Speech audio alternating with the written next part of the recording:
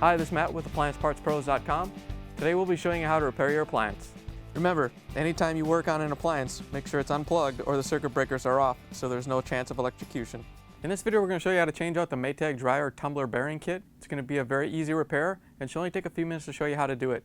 If you already have one of these, great. If not, you can click on the link below or get it at AppliancePartsPros.com. When you open up the package, you're going to get the 2 rivets, the cork spacer, and the bearing. The tumbler bearing kit is in the front of the dryer. The drum actually rides along it. The main reason you'd be changing it out is if it's worn through and you're hearing a metal on metal noise from the front of the dryer. In order to get to the part, we have to open up the dryer door, and then we can remove it from the dryer with a Phillips screwdriver. We're going to remove these 2 screws that hold the door hinges onto the frame. Once you have those 2 screws out, you can lift the door off the pins and set it aside. Now that we have the door out of the way, we can take out the Phillips screws on the other side of the frame, and the little retaining brackets will come off with them.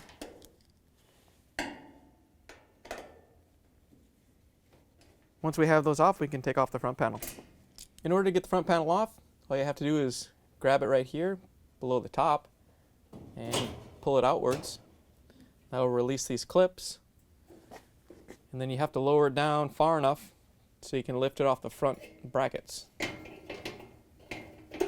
Then you can set it aside. Next, we can take off these brackets. There's one on each side. We're going to use a 5/16 nut driver to take these bolts out, and then we can remove these brackets. Just have to kind of lift them off, a little tab right there, and turn them to the outside so they come out.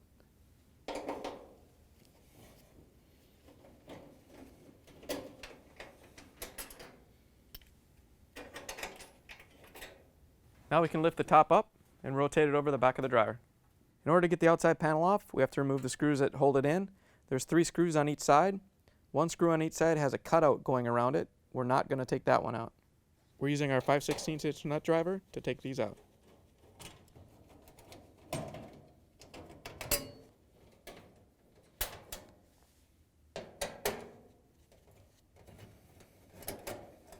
Alright, now that we have those screws out, we can lift this outer panel off. And if you have room, you can swing it out of the way. Otherwise, you can disconnect the wires on the door switch. Just remember where each one goes. The double wire, double yellow is here. The gray is in the middle. This one's actually a smaller size terminal, so you can't mix it up. And the white one is on closest part to the metal. And then you can take that and set it aside. Last thing we got to do is get these wires out of the way so we can pull the other front bulkhead off. We're going to disconnect the 2 wires on the light bulb. They're different size terminals, so you don't have to remember where they go. Once you have the wires off the light socket, all you have to do is bend this little retaining bracket, and we can get the wires out.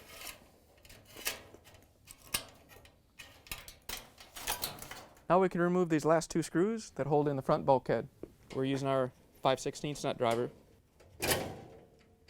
Before you take the last one out, you may want to put your hip against here so it doesn't fall off.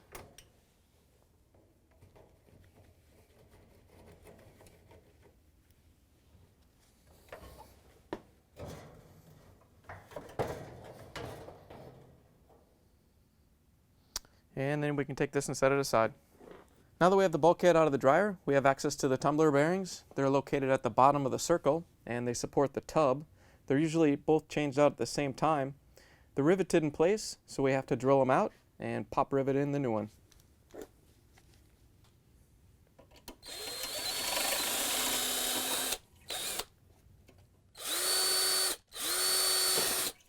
Now that we have the rivets out, we can take the old tumbler bearing out. Here's the old tumbler bearing next to the new one. If you already have one of these, great. If not, you can get it at AppliancePartsPros.com. To put the tumbler bearing back on, you want to make sure that the bearing has the cutout to the top, and so does the cork. And what you have to do is feed the tabs through each side and get it all seated. Once you have it in there, I'm going to kind of press down on it and outwards towards the edges so it goes all the way out. And then you can take the rivets and stick them through the tumbler bearing holes and the hole in the bulkhead so we can rivet them on. Once we have the rivets in, then we can take our rivet gun and secure them in place. You want to make sure that you press down on the rivet gun so you make sure the rivet's in there nice and good and flat, and then you can pop it off. Now we can do the other side.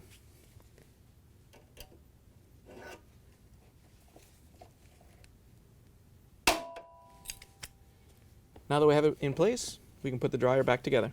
Now we can go ahead and put the front bulkhead back on. We're going to swing it into place, lift up the drum, make sure it sets onto the tumbler bearings, and then we can set it down and put in the 2 kitty corner screws that hold in the bulkhead. We're going to use our 5/16 nut driver and put the screws back in.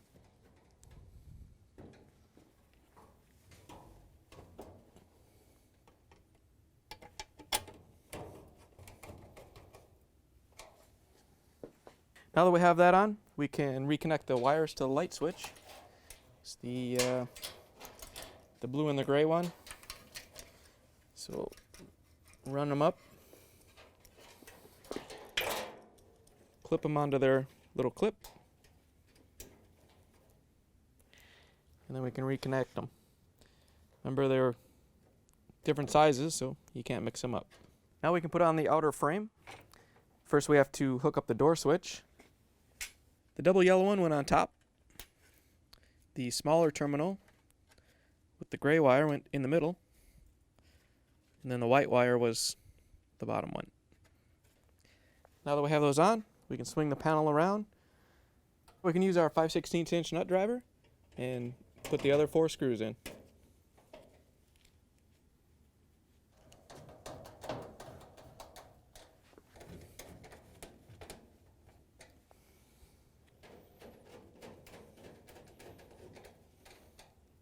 Now we can lower the top back down and secure it in place.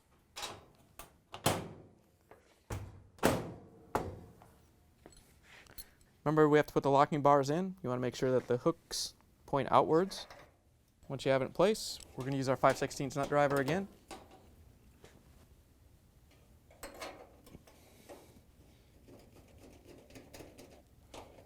Now we can put the front panel back on. Want to take and set it onto the 2 little retaining tabs down there, and then lift it up into place. In order to make sure it snaps closed, you want to make sure that the locking tab goes into this hole. Next, we can put on the screws with the little locking tabs on the right hand side.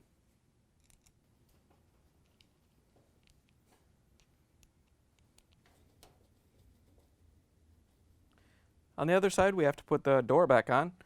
So we have to make sure that these little tabs go into these slots on both the upper and lower hinge, and then we can put the screws back in.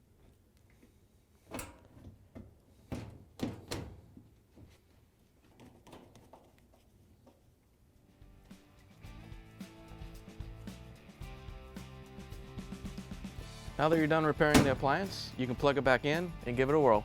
Thanks for joining us for another successful repair brought to you by AppliancePartsPros.com. Check out our other repair videos on our site, Facebook, and YouTube.